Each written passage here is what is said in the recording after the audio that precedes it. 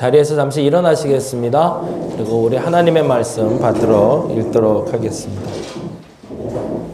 같이 천천히 읽도록 합니다. 여호와께서 마므레의 상수리 나무들이 있는 곳에서 아브라함에게 나타나시니라. 날이 뜨거울 때에 그가 장막문에 앉아 있다가 눈을 들어본즉 사람 셋이 맞은편에 서 있는지라. 그가 그들을 보자 곧 장막문에서 달려나가 영접하며 몸을 땅에 굽혀 이르되 내 주여 내가 주께 은혜를 입었사오면 원하건대 종을 떠나 지나가지 마시옵고 물을 조금 가져오게 하사 당신들의 발을 씻으시고 나무 아래에서 쉬소서. 내가 떡을 조금 가져오리니 당신들의 마음을 상쾌하게 하신 후에 지나가소서. 당신들이 종에게 오셨음이니이다. 그들이 이르되 내 말대로 그리하라. 아멘. 자리에 앉아주시기 바랍니다.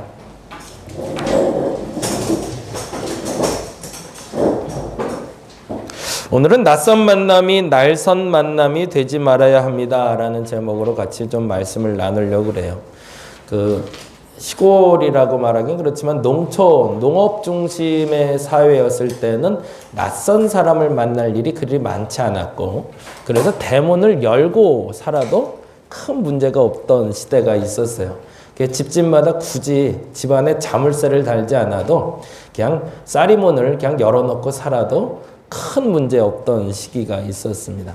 그리고 참 재미난 것은 도둑이 와도 별로 걱정이 안 되던 시기.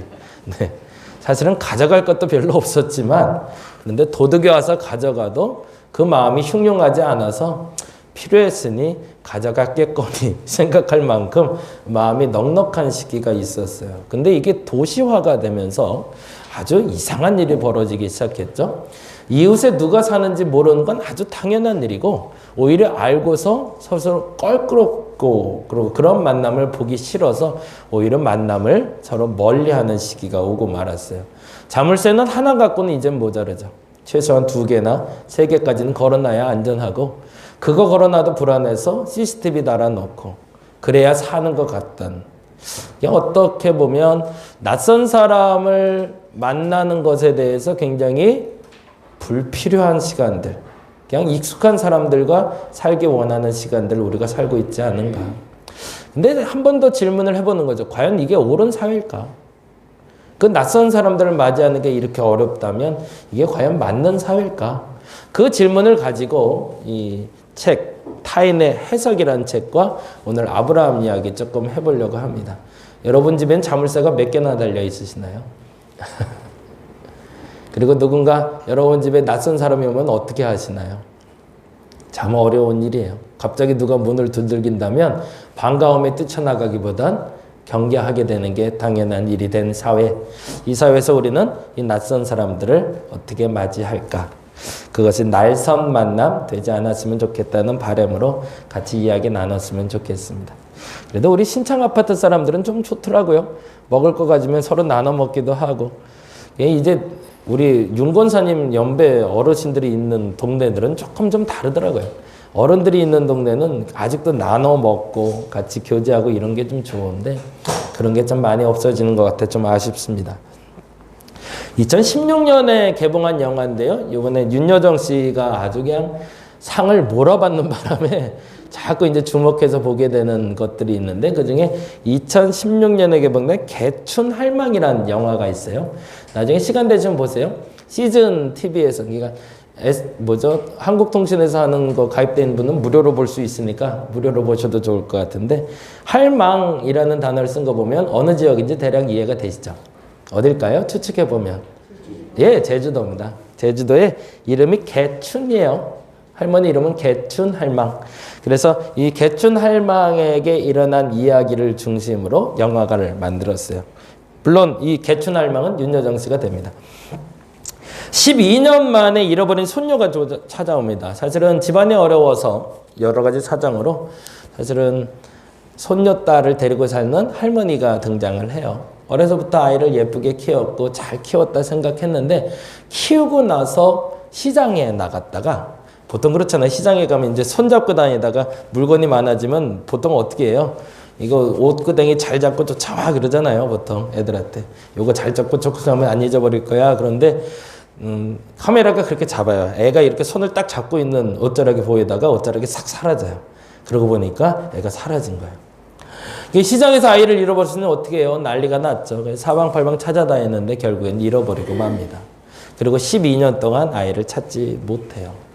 그리고 나서 어느 날 다시 이 손녀, 이름이 혜지라는 손녀인데 혜지가 다시 제주도로 찾아오면서 이야기는 시작이 됩니다. 그동안 할머니는 뭐 이렇게 포스터도 붙여놓고 아이를 찾습니다. 우유에도 광고해 놓고 그러는데 우연하게 이 혜지라는 어린아이가 그 우유 가게에 있는 혜지를 찾습니다라는 그 잃어버린 아이를 찾는 광고를 보고 찾아오게 돼요. 그런데 문제가 생겼어요. 어딘가 좀 행동이 이상한 거예요. 이 혜지라는 아이의 행동도 그렇고 말투도 그렇고. 아유, 권사님 오셨네 또 오늘도. 어서 오세요 권사님. 앞쪽으로 오세요. 앞쪽으로 오시면 좋겠다. 네, 거기 앉으실래요? 네. 감사합니다.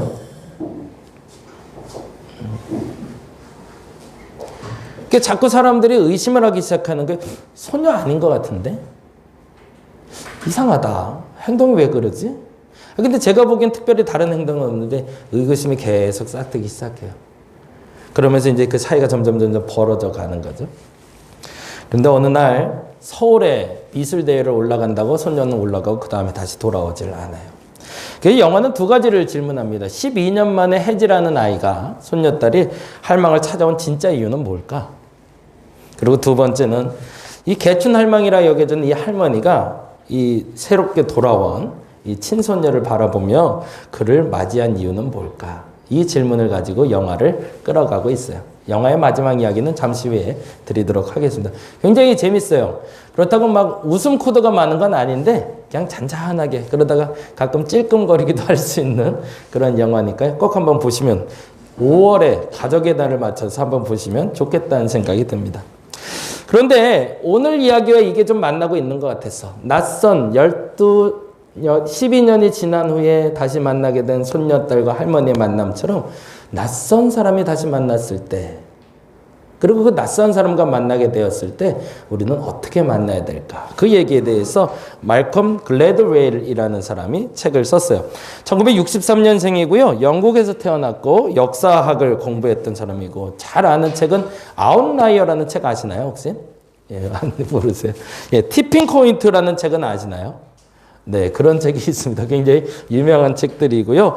그리고 베스트셀러 작가이기도 하고 최고의 경영 기술자로 알려져 있습니다.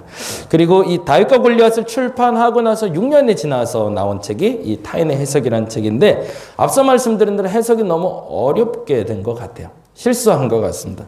그래서 그 얘기 잠깐 좀 드리면서 근데 책 내기가 너무 좋아요. 꼭 한번 보시면 좋겠다 싶어서 설명을 드리는데 총 5부로 되어 있습니다. 5가지로 나눠져 있는데 목차부터 해석을 좀 잘못했어요.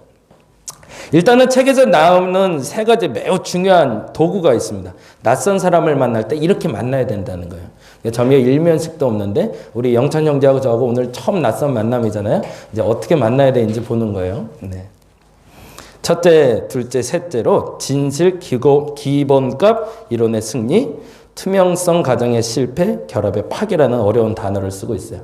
이것조차가 해석이 잘못된 것 같아요. 이렇게 해석해 놓으면 누가 보겠어요. 그래서 너무 어려운 단어를 썼어. 근데 얘기인 뜻은 그렇게 어려운 얘기를 쓰고 싶은 건 아니었던 것 같아요. 첫 번째 이야기의 동기부여는 이렇게 시작이 됩니다. 거짓말의 정체 2가지 수수께끼라고 되어 있는데 이것도 거꾸로 썼으면 훨씬 날 뻔했어요. 2가지 질문을 던질 수 있다고. 사람을 만날 때 우린 2가지 질문을 가지고 만날 수 있다는 거예요. 자기도 만나보니까 뭔가 이게 좀 다른 게 있더라는 거예요. 첫 번째 질문은 이거예요. 낯선 사람이 면전에서 거짓말을 하는데 난 왜 못 알아차릴까? 태호가 갑자기 저에게 말을 했는데 저 말이 진실일까? 잘 모르겠는 거예요. 거짓말인데 그 말을 해놓으면 왜 못 알아차릴까? 이게 질문이었어요. 그러면 저 사람 말이 참말인지 진말인지를 어떻게 구별할까? 두 번째 질문은 이겁니다. 낯선 사람을 그래서 만나지 않을 때마다 그래서 그 사람을 만나서 그 사람의 진위를 알고 싶어 만났는데 정작 얼굴을 보고 만났는데도 못 믿겠는 거예요. 왜 이런 일이 벌어질까? 이 책을 쓰게 된 동기가 되는 겁니다. 첫째는 저 사람이 거짓말을 하는지 참말을 하는지 나는 어떻게 구별하지? 굉장히 중요하죠. 두 번째는 그래서 궁금해서 너 만나자. 그리고 전화 통해서 만났는데 만나서 얘기해 보니까 오히려 난 못 믿겠는 거예요. 근데 왜 그런 일이 벌어질까? 그 동기로 이야기를 시작을 합니다. 그래서 첫 번째 도구로 이 사람이 얘기하는 것은 그리고 2부에서 진실 기본값을 알지 못하기 때문이라고 얘기하고 3부에서 투명성 과정의 실패라는 두 가지 도구를 얘기해요. 이 얘기는 이렇게 돼요. 이거 참 책을 잘못 선택했다 생각해서 이렇게 얘기하는 게 아닌데. 네. 그래서 크게 세 가지 질문이었는데 거짓말을 알아차리지 못하는 이유. 우리가 사람들이 하는 거짓말을 알아차리지 못하는 이유가 뭘까가 첫 번째 질문이었고요. 두 번째 질문은 직접 만나도 낯선 사람을 알지 못하는 이유가 뭘까? 그리고 세 번째는 그 낯선 사람을 완벽하게 이해하려면 어떤 마음으로 만나면 될까? 이 얘기를 하고 있습니다. 좀 정리가 되나요? 잘 하고 있는 건가요? 네. 책 내용은 굉장히 좋아요. 근데 이 책에 대한 번역을 잘만 읽어내면 아주 좋은 소스를 얻어낼 수가 있습니다. 첫째는 사람들이 거짓말할 때 난 왜 못 알아차릴까? 두 번째, 직접 만나도 왜 낯선 사람에 대해서 나는 제대로 파악하지 못할까? 세 번째, 낯선 사람을 완벽하게 알려면 어떻게 해야 될까? 첫째는 진실 기본값 이론이라는 단어를 씁니다. 그 말은 이렇게 돼 있어요. 잘 보이시나요? 같이 한번 읽어볼게요. 진실을 있는 그대로 믿지 않고 누군가의 인지나 권위나 상태를 보고 관대해지거나 가혹해지는 행위를 얘기한대요. 그러면서 예를 드는 게 차량 안에 흑인 여성과 그 여성이 자살한 사건을 이야기를 해요. 이 책은 굉장히 잘 써졌다고 말하는 이유는요. 예화를 계속 얘기해요. 이런 예가 있고 이런 예가 있고 이런 예가 있는데 왜 이렇게 안 될까? 이 이유 때문이다. 또 이렇게 예 그리고 이 이유 때문에 이렇게 설명하고 있는데 어느 날 경찰이 교통 순경이 왔는데 갑자기 차가 정차되어 있는데 그 정차된 차에서 내리라고 얘기를 해요. 근데 그 안에는 아프리카계의 여성이 있었습니다. 아프리카계의 여성이라는 건 뭘까요? 피부 색깔이 검은색이라는 뜻이에요. 근데 그 여성이 타 있는데 문을 쫙 열고서 왜요? 그랬더니 내려. 그러니까 아무 말도 없이 그냥 무조건 내리래요. 그래서 당신 차를 좀 조사를 해야겠다는 거예요. 근데 이 여자는 잠시 거기에 정차돼 있을 뿐이었거든요. 그래서 난 내릴 필요 없는 것 같다. 그때 당장 내리라고 강압적으로 이야기하기 시작하는 거죠. 그래서 이 여자가 거부를 하기 시작하자 갑자기 공격적인 성향을 띠고 경찰이 그 여자를 끌어내리고 결국엔 감옥에 넣게 됩니다. 그리고 나서 이 여인이 이틀 만에 그 감옥에서 자살을 하게 돼요. 그래서 이 사건이 일파만파되면서 사람들이 질문하기 시작했던 거예요. 왜 경찰이 그렇게 강압적으로 이 여자를 수사했을까? 둘째는 이 여성은 왜 안 내리려고 그랬을까? 그 질문을 던지게 된 거예요. 근데 사건의 전개를 보면서 사람들은 어디로 방향을 갔을까요?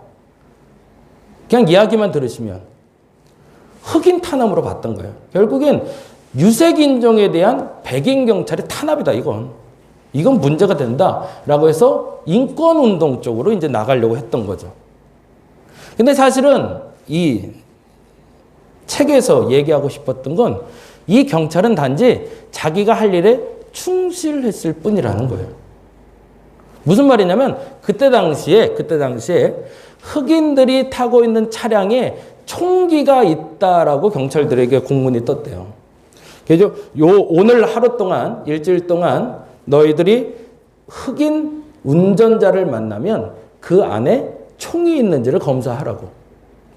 그래서 그 명령이 떨어진 거예요. 이게 백인 경찰의 입장에서는 이 차에 누가 있는지 어떤 사람인지는 별로 중요하지 않아요. 그냥 정해진 명령에 따라 움직인 거예요. 그런데 딱 봤는데 운전자가 흑인이었던 거죠. 그러니 흑인이니까 당연히 너한테는 권총이나 총기가 있을 거라고 생각하고 무조건 검열을 시작했던 거죠. 근데 단지 이 여성은 무엇인가를 사기 위해서 잠깐 멈춰 있을 뿐이었는데 앞서 말한 대로 진실 기본값의 원칙이라는 건 내가 알고 있는 기본 진실이 정확한 절대 진리라고 착각하고 사람을 판단하지 말라라는 뜻입니다.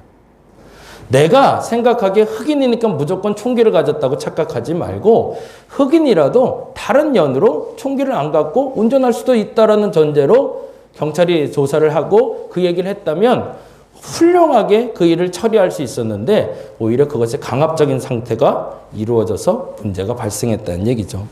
두 번째는 투명성 과정의 실패라고 얘기하는데 이것이 이제 아까 말했던 두 번째 질문이에요.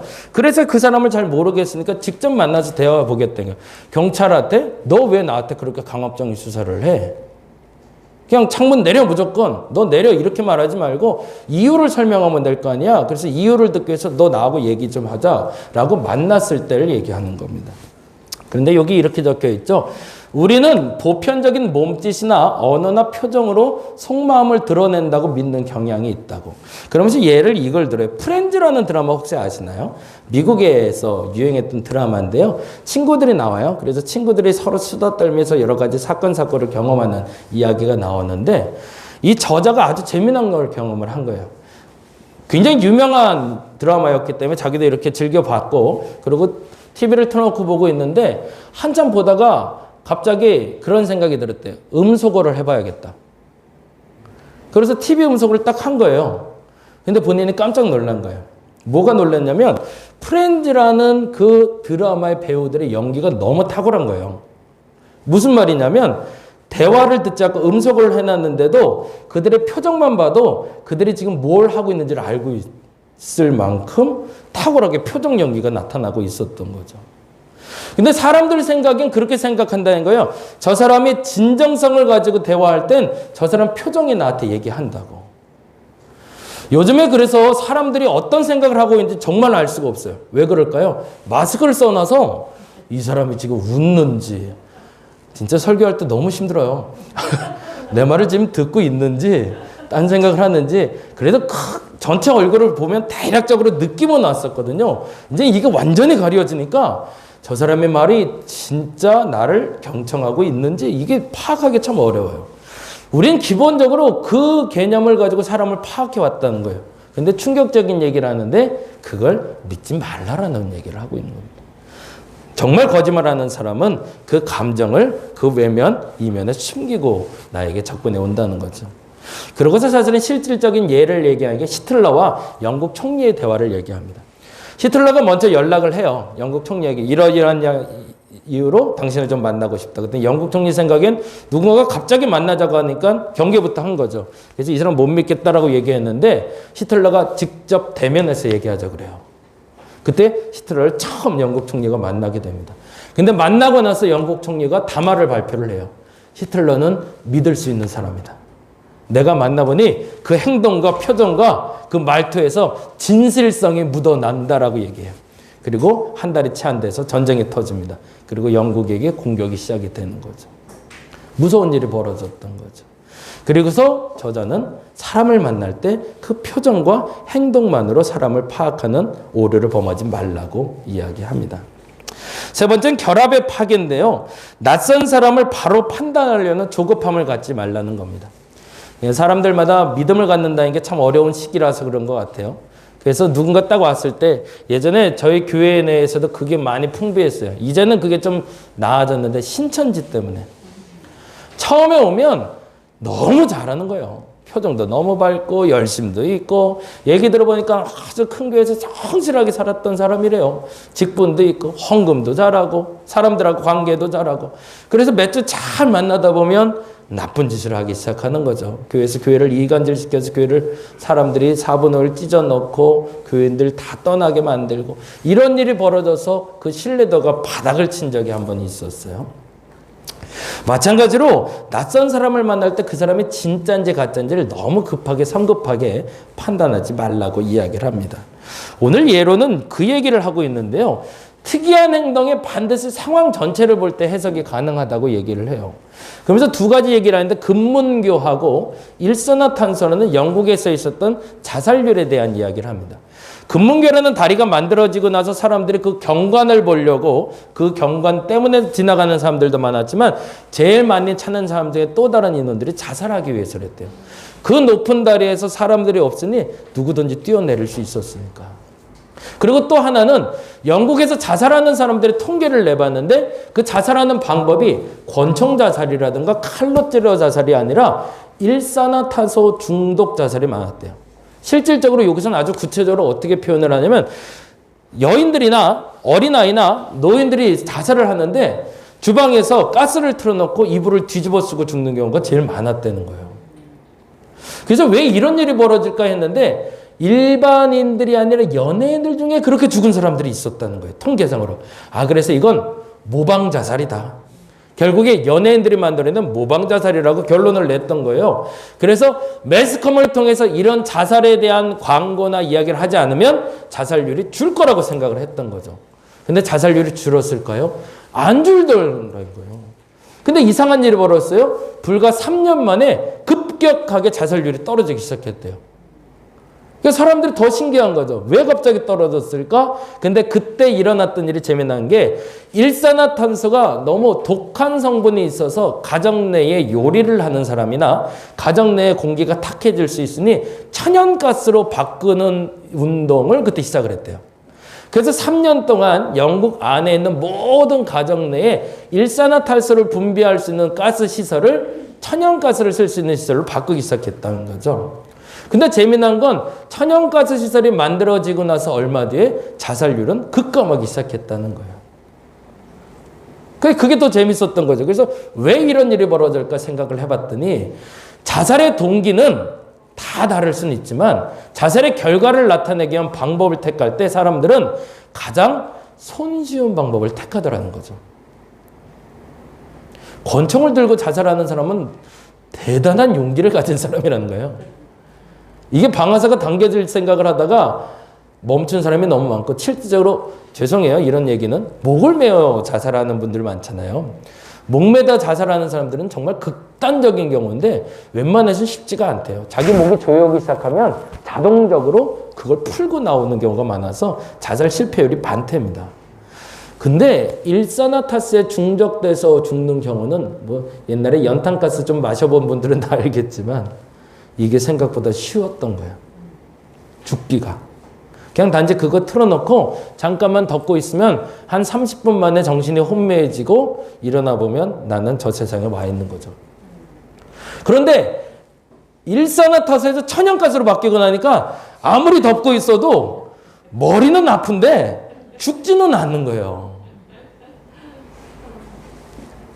사람들이 생각할 때 어떤 과정의 결과물을 볼 때 단순하게 이것만이라고 판단하는 오류를 벗어나라는 얘기입니다. 한 사람의 성격을 볼 때 이 사람의 말이 거칠게 한다고 해서 처음에 딱 보고 나 이렇게 거칠게 말하는 사람 싫어. 더 이상 만나지 말아야지라고 너무 거부하지 말라는 얘기죠. 그 사람의 거친 말 내면에 진실을 가지고 있는 사람도 있고 어떤 사람은 너무 조곤조곤 얘기를 잘하는데 정작 만나보면 속에 아주 능구렁이가 들어있는 사람도 있더라는 거죠. 우리 영찬 형제가 너무 잘 경험했겠지만 사람들을 만나면서 우리가 사람을 만나면서 경험하는 그 낯선 사람들을 우리는 그러면 어떻게 만나야 될까? 이것도 못 믿겠고 저것도 못 믿겠으면. 그래서 책의 요점은 이렇게 됩니다. 한번 읽어볼까요? 각 사람의 관점과 배경을 이해하고 만나는 사람의 감정 표현 방법을 이해한 후에 낯선 사람을 만나라는 거예요. 한 사람에게 너무 쉽게 마음을 주지 말란 얘기예요.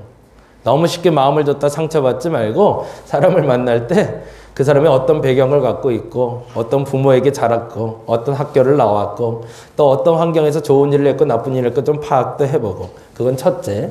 그리고 두 번째는 그 사람의 말투, 그 사람의 감정의 기복 이런 것들을 보면서 이런 사람이 언제 격해지고 언제 차분해진지를 좀 알고 그 사람을 만나도 나도 안전하겠다 여겨지면 친구 삼아라. 그게 사실은 이 책에서 하고 싶은 타인의 해석입니다. 한 2번을 봤어요. 이 책을 보면서 어떻게든 설명을 해내게 해야 되겠는데 이게 너무 어렵게 번역이 되었고 이거 어떻게 할까 그러다가 한 2-3번을 보고 나니까 조금 보이더라고요. 그래서 너무 행복했어요. 그래서 정리해낸 건데 한마디로는 이 얘기입니다. 같이 읽어볼까요? 손해보는 만남을 갖지 말라. 결론은 그거예요. 그 누군가를 만났는데 그 낯선 사람이 너에게 손해줄 것 같으면 만나지 말라는 거예요. 정답일까요? 여기에 반하는 얘기를 하고 싶어서 하는 얘기입니다. 오늘 본문은 이렇게 됩니다. 성경 이야기인데요. 같이 읽어볼까요? 여호와께서 마므레 상수리 나무들이 있는 곳에서 아브라함에게 나타나시니라. 날이 뜨거울 때에 그가 장막문에 앉아 있다가 그 다음에 이렇게 됩니다. 눈을 들어본 즉 사람 셋이 맞은편에 서 있는지라 그가 그들을 보자 곧 장막문에서 달려나가 영접하며 몸을 땅에 굽혀. 저는 성경 볼 때 굉장히 중요하게 여기는 단어가 단어 찾기예요. 그 문장에서 제일 중요하게 하나님이 우리에게 주는 단어를 찾으셔야 됩니다. 이 단어에 중요한 단어가 있어요. 뭘까요? 바로 이 단어입니다. 눈을 들어본 즉. 마므레 상수리 나무 아래에 문 앞에 아브라함이 나와 있다 그래요. 근데 성경에 눈을 들어본 즉은 멀리를 바라본다라는 뜻도 있지만 이 해석이 됩니다. 기도 중에 사건을 만났다는 거예요. 아브라함은 지금 날이 뜨거운 그때에 날이 더워서 장막 앞에 나와 있는 것이 아니라 그 시간에 기도를 위해서 나와 있었다는 얘기입니다. 그게 좀 다른 거죠. 마므레 상수리 나무 앞에 사람을 만나기 위해서 어떤 사건을 만나기 위해서 나와 있는 것이 아니라 기도 중에 어느 한 사건을 만나게 된 것이 오늘의 이야기라는 거예요. 이 말은 다르게 해석하면 이렇게 될 수 있죠. 믿음의 눈으로 세상을 보고 있다라는 겁니다. 그리고 이 말은 다르게 이렇게도 말할 수 있습니다. 하나님의 관점에서 세상을 보고 있다는 거예요. 똑같이 앉아있는데 남들은 누군가를 만날까 혹시 뭔가의 득을 볼까 바라보고 있는데 하나님의 사람들은 세상을 바라보는 시선이 다르다는 거죠. 왜? 기도하는 중에 세상을 바라보고 있으니까. 더 정확히는 하나님이 바라보라고 하는 관점을 가지고 세상을 보고 있다라는 겁니다. 그런데 아주 재미난 일이 벌어졌죠. 그때 낯선 사람 세 사람이 지나가는 걸 본 거예요. 그런데 3절에 이렇게 얘기하고 있습니다. 같이 읽어볼까요? 이르되 내 주여 내가 주께 은혜를 입었사오며 원하건대 종을 떠나 지나가지 마시옵고. 여기에 굉장히 중요한 단어가 또 숨어져 있어요. 바로 주께 은혜를 입었사오면. 이건 사실은 찾아온 3명의 낯선 사람에게 말한 것이기도 하지만 본인이 깨달은 바를 얘기하는 겁니다. 뭐 하는 거죠? 내가 기도하는데 그 누군가를 만날 것 같은 마음을 주신 거죠. 오늘 내가 기도하는데 아브라함이 낯선 사람을 만날 것 같은 기대를 갖게 된 거예요. 그런데 때마침 세 사람이 온 거죠. 그건 뭐예요? 이 사람을 만나는 건 하나님의 은혜인 걸 안 거죠. 달리 표현하면 이렇게 됩니다. 주께 은혜를 입었사오면이라는 데서는 내가 이 일을 하면 뭐가 된다는 거예요? 은혜가 된다는 거예요. 이 부분을 여러분에게 좀 얘기하고 싶었어요. 타인의 해석에서 말할 때 사람을 만나는 방법이 있었습니다. 이유가 있었어요. 이유는 뭐죠? 내게 득이 되기 위해서 만나는 겁니다. 이제부터 내가 사람을 만나는 이유는 그 사람이 내게 득이 되지 않으면 만날 필요가 없는 거예요. 그러니까 문 잠가 놓죠. 그 사람의 문을 열어놓아야 되는 이유는 그 사람 때문에 내가 해를 당할까 봐 난 문을 잠가 놓는 거거든요. 근데 성경은 그 문을 잠가 놓지 말라고 얘기를 하는 겁니다. 언제 하나님이 열라 할 땐 무조건 열어놓으라는 얘기죠. 왜요? 그 문을 열어놨을 때 어떤 일이 벌어지니까 하나님의 은혜가 시작되기 때문에. 근데 그 결정은 누가 하는 거다? 내가 하는 게 아니라 내가 기도 중에 누군가를 만나야겠다는 마음에 확신이 생기면 그때는 무조건 열어놓으라는 거죠. 그 사람이 누군지 상관없고 어떤 목적으로 왔는진 나에겐 상관이 없어요. 그 사람이 내게 피해를 줄 수도 있어요. 상처를 줄 수도 있고 아픔이 될 수도 있고요. 내게 사실은 득이 될 수도 있어요. 근데 그건 그 사람의 목적. 내 목적은 하나님이 만나라 했으니 만나는 것 뿐이에요. 그러면 어떻게 하는데요? 이 일에 하나님이 개입하기 시작했습니다. 그게 기가 막힌 결과예요. 그러고 나서 아브라함은 다음과 같이 이야기합니다. 같이 읽어볼까요? 내가 떡을 조금 가져오리니 당신들의 마음을 상쾌하게 하시니 뭐하래요? 아주 독특한 단어예요. 만일에 우리가 지금 타인의 해석을 읽은 것처럼 사람을 만나고 있다면 이 사람을 면밀히 살핀 후에 어떻게 해야 돼요? 이 사람이 내게 왔단 말이에요. 그러면 이 사람들을 내가 대접해요. 그러면 그 사람들은 나한테 뭐 해야 돼요? 그거에 대한 보답을 해주고 가야죠. 그렇지 않으면 이 사람을 만날 필요가 없어요. 왜? 세상에서 만나는 방법은 누군가에게 득이 되지 않으면 만날 필요가 없는 거니까. 근데 아브라함은 사고가 달랐던 거예요. 잘 먹고 뭐 하라는 거예요? 그냥 가라는 거예요. 잘 먹고 가시면 돼요. 다른 거 할 거 없어요. 당신들은 내가 대접할 대상이라고 하나님이 얘기해 줬으니 나는 단지 당신들을 대접할 거예요. 근데 적당히가 아니라 정말 잘 어린 송아지 한 마리를 잘 잡아서 맛있는 음식과 시원한 물을 가지고 그 더운 날 맛있게 대접을 하겠다는 거예요. 왜? 그거는 내가 당신들에게 득을 보려는 목적이 아니라 하나님이 그렇게 하라고 하니까. 다른 이유는 없어요. 그리고 당신들은 어떻게 하면 돼요? 그리고 잘 먹고 나서 기분이 좋아지면 가요.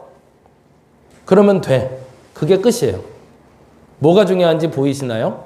세상 사람들의 목적은 내가 당신을 만났을 땐 당신은 반드시 나에게 보답을 해줘야 되는 거예요.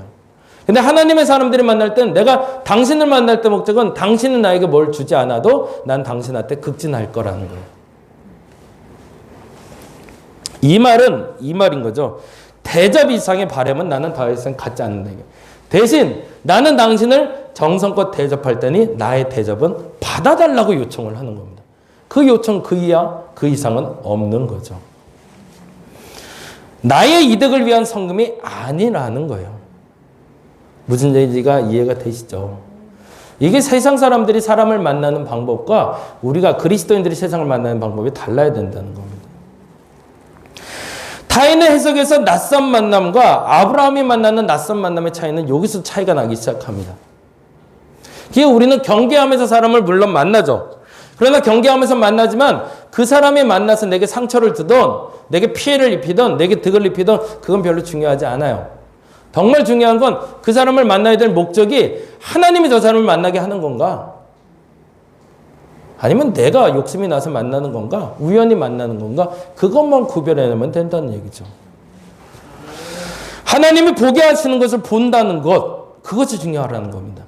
이렇게 하려면 어떻게 해야 될까요? 나는 기도 중에 하나님을 만나고 기도 중에 사람을 만나야 되는 겁니다. 그 시작만 열면 그 다음은 이렇게 된다는 거예요. 대접하는 대상을 통해 자신의 이득을 기대하지 않게 되고요. 왜? 그 결과가 이렇게 되기 때문에. 하나님이 아브라함에게 아들을 주시고 하나님이 조카 롯도 심판의 과정에서 구원하게 하셨기 때문에. 이 책의 결과는 성경책의 결과는 이렇게 나요. 그 사람들은 그냥 지나가게 하는 게 목적이었어요. 너희들 잘 먹었어? 됐어. 이제 가. 그걸로 아브라함은 할 일 다 끝냈어요.